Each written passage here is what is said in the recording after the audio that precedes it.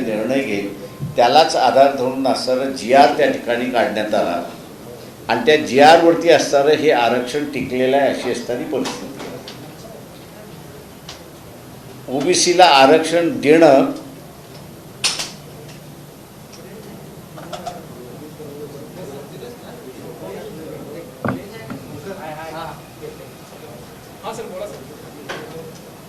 ओबीसीला आरक्षण देणं हे संविधानिक आहे की नाही याच्या संदर्भातलं इंदिरा साहनी जजमेंटमध्ये सुप्रीम कोर्टाने निकाल देताना हे घटनेशीर आहे असं म्हटलेलं आहे. परंतु मी मगाशी जे म्हणालो की शंका सुरुवात झाली आहे याचं कारण की GR मार्फत देता येतो का हा अजून प्रश्न त्या ठिकाणी मोकळा राहिलेला आहे. आणि म्हणून ओबीसीच्या अनेक संघटनांमध्ये असणारी चर्चा झालेली आहे की लॉर्डशिप खानविलकरांसारखंच आता असणारं आपलं आरक्षण त्या ठिकाणी थांबवलं जाणार आहे का ही शंका आहे आणि ती विधान सभेमधनं थांबवल्या जाणार आहे का हा डाव याच्याबद्दल सगळ्या ओबीसी संघटनांमध्ये आता शंका निर्माण झाली आहे. आणि म्हणून त्यांच्या शंकेला असणारं हे करत असताना 100 ओबीसीचे आमदार निवडून आले पाहिजे असं आवाहन आम्ही त्या ठिकाणी करतो. जे काही चुकीचा मार्ग अवलंबलेला आहे शासनाने सगळ्या सोयऱ्यांचा त्याला आमचा असणारा विरोध आहे. जे कुणबी आहेत त्यांना आरक्षण आहे तेव्हा शासनाने रेकॉर्डमध्ये जे खाडाखोड व्हॅलिडिटीचं सर्टिफिकेट त्यांनी स्वतःहून त्या ठिकाणी मिळवावं. मी असं दुर्दैव असं म्हणेन या ठिकाणी की काँग्रेस NCP हे दोन पक्ष यांच्यावरती आत्ता असताना हळूहळू स्टॅम्प लागायला लागला आहे की हे मराठा समाजाचे असणारे पक्ष आहेत आणि म्हणून या प्रश्नावरती भूमिका घेत नाही तर टोलवाटोलवीचं चाललेलं आहे अशी असणारी परिस्थिती आहे. की तुमचं काय बोलणं झालं ते आम्हाला असताना सांगा. प्रश्न बोलणं मुख्यमंत्र्यांचा आणि त्यांचं काय चाललं हा नाही आहे तर तुमच्या पक्षाची भूमिका काय आहे. जरांगे पाटलांच्या मागणीवरती की त्यांची जी मागणी आहे की मराठा समाजाला ओबीसीतून आरक्षण देण्यात यावं ही जी त्यांची मागणी आहे या मागणीला तुमचा पाठिंबा आहे की ह्या मागणीला तुमचा विरोध आहे की याच्यापेक्षा अजून तो वेगळा काय आपला प्रस्ताव आहे का याच्या संदर्भातले असणारे विचारणा करण्यात आलेली आहे. पण त्याच्याबद्दल काहीच कोणी बोलत नाही अशी परिस्थिती आहे. आणि म्हणून दिवसेंदिवस परिस्थिती खालवत जात असल्यामुळे हा असणारा यात्रा आरक्षण बचाव यात्रा पक्षाच्या वतीने आम्ही आयोजित केलेली आहे की जेणेकरून वस्तुस्थिती जी आहे ती लोकांना त्या ठिकाणी कळली पाहिजे. आणि वस्तुस्थिती कळत असताना राजकीय भूमिका ही प्रत्येकाची वेगळी असू शकते नाही असं नाही. पण त्या वेगळ्या राजकीय भूमिकेमुळे शारीरिक संघर्ष व्हावा हिंसा व्हावी असं आम्हाला असताना वाटत नाही आहे. आणि म्हणून एक शांततेच्या स्वरूपामधलं असणारं ही यात्रा आम्ही त्या ठिकाणी मांडतो.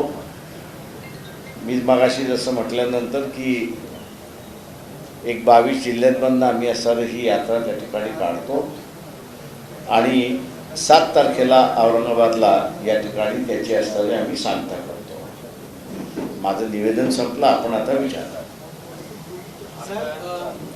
जरांगे पाटलांचं दररोज वेगवेगळे स्टेटमेंट जर येत असतात आता राज्यातल्या मराठा समाजाला सुद्धा आणि इतर समाजाला सुद्धा करायचं बंद झालंय की खरंच सगळे स्वरांना ते आरक्षण मिळणार आहे का याच्यावर सगळं राजकारण किंवा सध्या मीडियामध्ये साध्या सोप्या भाषेत राज्यातल्या सर्वसामान्यांना तुम्ही कसं सांगाल की ते खरंच कायदेशीर आहे की नाही होणार आहे की नाही. मी एवढंच सांगेन की SC STच्या संदर्भात त्या बैठकीमध्ये जे झालं आणि काही ओबीसी नेत्यांनी त्याचा आमच्या विरोधात वापर करण्याचा प्रयत्न जो केला त्या ह्याच्यामध्ये त्या बैठकीमध्ये आम्ही असं सांगितलं की सुप्रीम कोर्टाने रिलेटिव्स म्हणजे सगळे सोयरे म्हणजे इंग्रजीमध्ये रिलेटिव्स या संदर्भातलं जजमेंट दिलेलं आहे आणि ते देऊन त्यांनी असणारं रिलेटिव्हला नाकारलेलं आहे किंवा आम्ही असं म्हटलं की ते नाकारलेलं आहे. तुम्ही जो जी आर काढताय त्या जी आरमध्ये SC/STचं तुम्ही हे करताय तेव्हा SC/STचं करत असाल तर तो स्टे ऑर्डर होणार आहे, पुन्हा देखलेपणाच होणार आहे, त्याच्यावरती विश्वास कोणाचा बसणार नाही. तेव्हा आपण असं ते काढू नका. OBCच्या संदर्भातलं असणारं सुद्धा ते टिकणार नाही आहे किंवा इतर ह्याच्या संदर्भात सुद्धा टिकणारं नाही आहे. त्याच्यामुळे कायदेशीर सल्ला घेऊन आम्ही जसं सुप्रीम कोर्टाच्या केसेस दिल्या त्याच्यामध्ये म्हटलं की या सगळ्या ह्याच्यामध्ये आहे तेव्हा आपणही तिथे असणारं हे करावं. त्याच्यामुळे मला जर तुम्ही विचारलं तर सगळे सोयरे हे टिकत नाही, कारण का जात हा जो प्रकार आहे या देशामध्ये तो कुटुंबांकडून येतो, आईवडिलांकडून येतो, तो नातेवाईकांकडून येत नाही. आता तुम्ही विवेचन जे केलं त्यामध्ये एक मुख्य मुद्दा राहून गेल्यासारखं वाटतं की महाविकास आघाडी ह्या आरक्षणाच्या विषयावर जी बैठक बोलवली सर्वपक्षीय आणि महाविकास आघाडीनं जो बहिष्कार घातला कोणी उपस्थित राहिले नाही, ते फक्त शरद पवारांच्या एका फोनमुळं तो बहिष्कार घातला गेला. महाविकास आघाडी कोणीही सहभागी झाली नाही त्यात.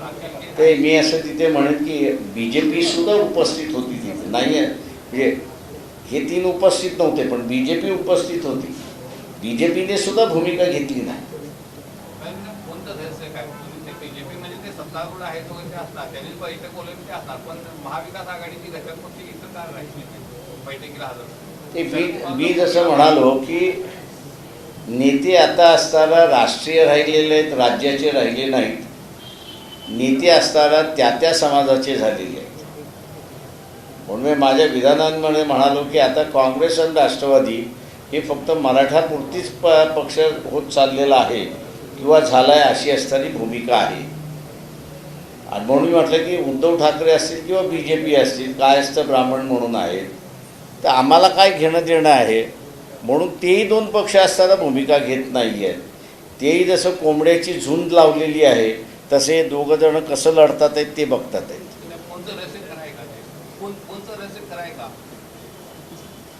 तुम्ही त्यांनाच विचारलेलं. सर तुम्ही दंगलीचा उल्लेख केला. कोल्हापुरात आठवड्याभरापूर्वी सुद्धा अशाच प्रकारची दंगल झाली होती. कोल्हापूरची सामाजिक विभेद कुठंतरी घुसवण्याचा हा उद्देश वाटतो का शासनाचा? तेच मी आपल्याला म्हणालो ना की इथे वेगवेगळ्या पद्धतीने इलेक्शन जसं जवळ येतं आहे तसं वातावरण कसे बिघडेल आणि आपल्याला आपल्या समाजाची मतं कशी मिळतील आणि उद्याचं सरकार आपलं कसं येईल याच दृष्टीने विचार चाललेला आहे. राज्याचा कोणीही विचार करत नाही.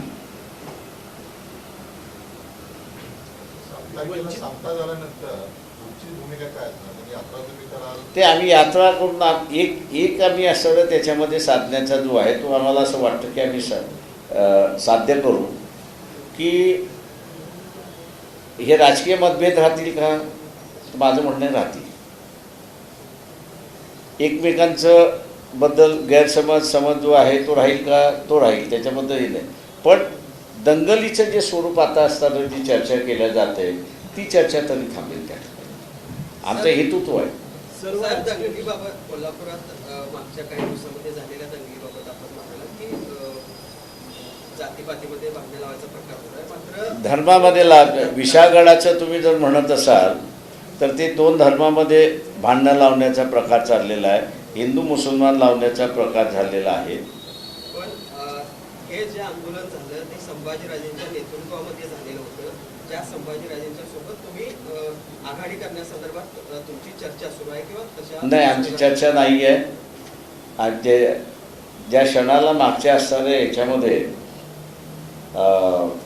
संभाजी महाराजांच्या संदर्भातलं अस्तित्व ज्यावेळेस ते नाकारायला लागले कारण मी त्यावेळेस असताना मुसलमानांमधलं मारण्याची पद्धत हे लिखित आहे. आणि संभाजी महाराजांचं आपण बघत असाल तर हलाल ह्या पद्धतीने आहे. हलाल ही पद्धत वैदिकीय पद्धत आहे. आधी त्याच्यातले असणारे धर्मगुरू कोण होते, त्यांनी काय सांगितलं होतं ते त्यावेळेस होतं. तर त्यांनी असणारं त्यावेळेस कम्युनल भूमिका घेतली आणि म्हणून आम्ही म्हटलं की हे परवडणारं नाही. वैचारिक ज्याला आपण म्हणतो ऑनेस्टी नसेल तर तिथे असणारा काहीही चालणार नाही अशी परिस्थिती आहे. म्हणून आम्ही चर्चा एक जी चालली होती, एक ऑफर जी त्यांना आम्ही दिली होती की आपण एकत्र बसून करावं. पण जिथे वैचारिकच तुम्ही जमू शकत नाही तिथे इतर ठिकाणी जमणं कठीण आहे आणि म्हणून आम्ही तिथे थांबवतो. शरद पवार असं म्हणतात की 225 महाविकास आघाडीचे आमदार आहेत ते निवडून येते. आपण देखील कार्यक्रमामध्ये उल्लेख केला होता की 33 मराठा समाजाचे खासदार निवडून आले. कसं विधानाचा या ते नाही, माझं म्हणणं असेल की त्यांनी तो जो तुम्ही म्हणताय तुम्ही त्याचा शब्द सुधरू नका. त्यांनी समाज हा शब्द त्यावेळेस वापरला होता. आता त्यांनी दुरुस्त केली असेल, माझ्या अंदाज काही उपयोग नाही. मनातलं जे होतं ते बाहेर पडून गेलेलं आहे. जरांगे पाटील आता म्हणतात की राजकारणामध्ये उतरल्याशिवाय तर पर्याय राहिलेला नाही आहे, असं आता जरांगे पाटील म्हणतात. मी तर गेली अनेक वर्ष असं म्हणतो की इथला असणारा जो गरीब मराठा आहे त्याला इथे ठगवल्या जाते, त्याचा वापर केला जातोय.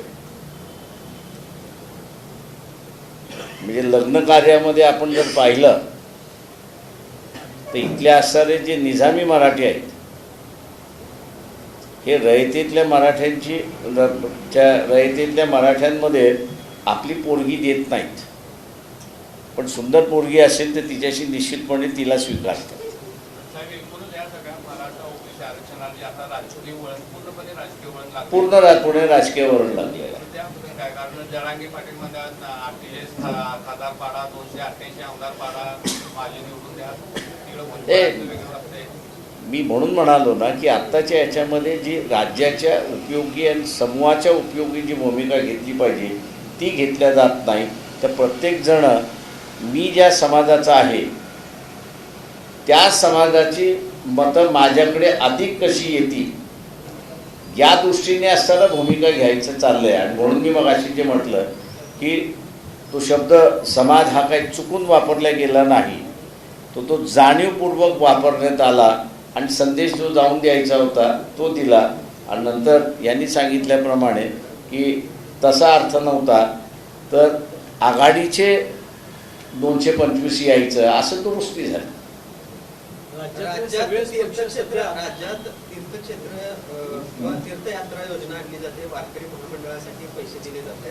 मात्र हे सगळे पैसे SC आणि ST साठी जे काय निधी आहे ते निधीमधून पैसे तिकडे वळवले गेलेत असा दावा जितेंद्र आव्हाडांनी केला आहे. त्याची माहिती आम्ही गोळा करतोय आणि तो जर वळवण्यात आला असेल तर मग त्याच्याबद्दलची असणारी योग्य कारवाई आम्ही असं करू. राज्यातले बहुतांश पक्ष आता विधानसभेकडे वळलेले आहेत, लक्ष केंद्रित केलेलं आहे. वंचित बहुजनचं सध्या काय नियोजन आहे की राज्यभरामध्ये कशा पद्धतीने जे आम्ही असं शांतता राखावी याच्या प्रयत्नात सध्या आहोत. तिकडनं बाहेर पडलो की मग आम्ही इलेक्शनच्या माध्यमात इलेक्शनच्या तयारीला लागू. याचा काय राजकीय फायदा होणार का कोणाला? आरक्षण पक्ष यात्रेचा? जसं बाकीचे पक्ष आम्हाला दोन्हीकडून आमचा तबला दोन्हीकडून वाजणार आहे. म्हणून म्हटलं ना की आमचा तबला दोन्हीकडून वाजला जाणार आहे. एक तुम्ही यांच्याबरोबर आहात आणि दुसरे म्हणतील तुम्ही आमच्याबरोबर नाही. त्याच्यामुळे आमचा तबला दोन्हीकडून वाजणार आहे ही आम्हाला जाणीव आहे. पण तरीही राज्यामध्ये शांतता असली पाहिजे. मी 77च्या दंगलीतला साक्षीदार आहे. तेव्हा काय काय घडलं आणि काय काय घडलं नाही हे मी माझ्या उघड्या डोळ्यांनी त्या ठिकाणी पाहिलेलं आहे. ते पुन्हा आत्ताच्या काळात 2024मध्ये पुन्हा घडावं असं मला वाटत नसल्यामुळे आम्ही असताना हा रिस्क घेतला असं तुम्ही म्हणा. तटस्थ भूमिका घेतली आहे तुम्ही, आताही तटस्थ भूमिका राजकीय भूमिका घेताय. पूर्वीच्या निवडणुकीचा अनुभव घेतात, तुमच्यावर आरोप होता तुम्ही भाजपची बी टीम म्हणून काम करताय वगैरे, पण हा आरोप हो. पण त्याच्यामध्ये असताना माझं म्हणणं असं आहे की मी जर बी टीम असतो तर मला हरवलं कोणी? भारतीय जनता पक्षानेच हरवलं असतं ना. ते पण राजकीय काहीतरी भूमिका असेल कोणाची? राजकीय असं करून दाखवायचं जेणेकरून तुम्हाला मग मला फायदा काय त्याच्यातला? आता कोल्हापुरात सीटा अशा वंचित आम्हाला फायदा काय त्याच्यातला? शेवटी कोणी राजकारण करतं तर स्वतःच्या व्यक्तिगत फायद्यासाठी करतं, नुकसानासाठी करत नाही ना. स्वतःचं राजकीय अस्तित्व पक्षानं ठेवून तुम्ही हा आरोप फोडून काढण्याचा प्रयत्न करणार आहे का? तुमची माझं म्हणणं असं आहे की तुम्ही शरद पवारवरती हा आरोप का करत नाही, NCP वरती हा आरोप करत का नाही? किती असणार 2014ला हे सरकार वाचवणारं सरकार होतं, ते आरोप का करत नाही? लोकसभा तर त्या आरोपाला करायला तुम्हाला अडचण काही आहे? आम्ही असणार बलिके बकरी तुमचे आहोत आणि त्याच्यामुळे असणार तुम्ही आम्हाला प्रत्येक वेळेस बळीचा बकरा करणारच. कुर्बानीचा बकरा लागतोच दर ईदेला. लोकसभा निवडणुकीत वंचितच्या मतांचा टक्का घटलेला आहे आणि याचं अनालिसिस आपण काय केलं आणि विधानसभा निवडणुकीत याचं काय नियोजन करणार? नाही, मी असं म्हणेन की अजेंडा अख्खा आम्हीच रेस केला होता की भारतीय जनता पक्षाचा छुपा अजेंडा जो आहे तो संविधान बदलण्याचा आहे. रेस आम्हीच त्या ठिकाणी केला आणि ज्याला आपल्याला म्हणता येईल की मुस्लिम ह्यांनी असणारं इंडिया आघाडीकडे वळले त्यावेळेस संविधान बचावाचा जो मतदार होता तोही तिथे असणारा वळला अशी परिस्थिती आहे. त्याच्यामुळे असणारा आमचा टक्का कमी गेला हे आम्ही मान्य करतो. महाविकास आघाडी असेल किंवा महायुती असेल यामध्ये जे छोटे घटक पक्ष आहेत ते दोघांवरही नाराज आहेत. छोटे घटक पक्ष मिळून एक तिसऱ्या आघाडीचा प्रयोग सध्या राज्यामध्ये वेगवेगळ्या राजू शेट्टी करतात आहे आणि त्यांच्यामधनं असणारे एक जण निघून गेले अशी असणारी परिस्थिती आहे. हे प्रयोग यशस्वी होतील असं वाटतं का? एकूण परिस्थिती ते माझं एक लक्षात घ्या की हे जर प्रयोग तुम्हाला यशस्वी करायचे असेल म्हणजे मी राजू शेट्टी नाही ती समजावून सांगितलं की तुम्ही विभागवार केले तर ते शक्य आहे, तुम्ही विभागवार केले नाही तर ते असणारं शक्य नाही. त्याचा आता शरद जोशींची असणारी विदर्भातली शेतकरी संघटना जर बघितली तर ती फक्त एकच वामन चटप यांच्या नावाने आहे, दुसरं काहीच नाही आहे तिथे. हे जे काही होते ते सगळे आता हे झाले. आणि दुसरं जो मराठवाड्याचा जो ग्रुप होता तो असणारा केशव धोंडगे यांच्या एकाच नावाने त्या ठिकाणी शिल्लक राहिलेला आहे. दुर्दैवाने मी असं म्हणेन की दोघांचाही मतदारसंघ जे आहेत ते पॉलिटिकल पार्टीच्या दृष्टिकोनातून क्लॅश होतात आहे. वामनराव चटप यांचा असणारा मतदारसंघ जो आहे ते गोंडवाना पक्ष जो आहे की जो छत्तीसगडमध्ये सत्तेमध्ये आहे आणि मागच्या वेळेस त्यांचा उमेदवार त्याच राजुरा मतदारसंघातून 45,000 मतदारसंघ घेऊन आला होता. तोच मतदारसंघ वामनराव चटपांचाही आहे, त्यांना तेवढी मतं मिळाली नाही. गोंडवाना पार्टी यांचं वलय हे अर्ध्या विदर्भामध्ये आहे. तेव्हा चर्चा ही होत असताना एक व्यक्ती की पार्टी, दुर्दैवाने असताना राजू शेट्टी असताना हा विचार करत नाही आहेत की एक पार्टी की व्यक्ती, त्याचा असताना त्यांनी विचार केला तर मला वाटतं मार्ग ते असताना त्या ठिकाणी काढू शकतील अशी परिस्थिती आहे. आणि तीच भाग केशवराव धोंडगेंची आहे. केशवराव धोंडगे यांना मी फार चांगलं ओळखतो, ते माझ्या नांदेडच्या इलेक्शनचे असणारे मेन प्रमुख प्रचारक होते, म्हणजे प्रचाराचे प्रमुखच होते त्या ठिकाणी. परंतु आज तेही एकटे राहिलेले आहेत, तिथे दुसऱ्या ऑर्गनायझेशन्स उभ्या राहिलेले आहेत की त्यांच्या दावेदार आहेत. आता शेतकरी संघटनेत साहेब सगळ्या बाजूला फूट पडत आहे. आता रविकांत मित्रांना बाहेर काढलं, त्यांनी वेगळी संघटना काढली, सदाभाऊंनी काढली. पण तुम्ही म्हणताय की विभागवार हा प्रयोग करावा. शेतकरी संघटनेचं शेतीच्या फूट पडत चालली, शक्र पडत चालली, मग प्रयोग कसा येईल? होणार ना. असे पश्चिम महाराष्ट्रातल्या शेतकऱ्याचा जर विचार केला आणि मराठवाड्याच्या शेतकऱ्याचा विचार केला, दोघांचे इश्यूज वेगवेगळे आहेत. इथे असणारा कॅश क्रॉपचा प्रश्न आहे, इथला कॅश क्रॉप वेगळा आहे आणि तिथला कॅश क्रॉप वेगळा आहे. या आरक्षणाचा ओबीसी समाज तुमच्या किती पाठीशी आहे? नेतेमध्ये मी आता काय म्हणाल तुम्हाला, प्रत्येक जण वेगळं संघटना आहे. भुजबळांची भूमिका आहे की ओबीसी समाजाला आरक्षण वाचलं पाहिजे. तुम्ही आणि त्यांची भूमिका एक आहे तर ती तुमच्या पाठीशी आहे. आता आमच्या पाठीशी यायचं असेल तर त्यांना पक्ष सोडावा लागेल, नाही तर आम्हाला त्यांच्या पक्षात जावं लागेल. दोनपैकी एक करावं लागेल.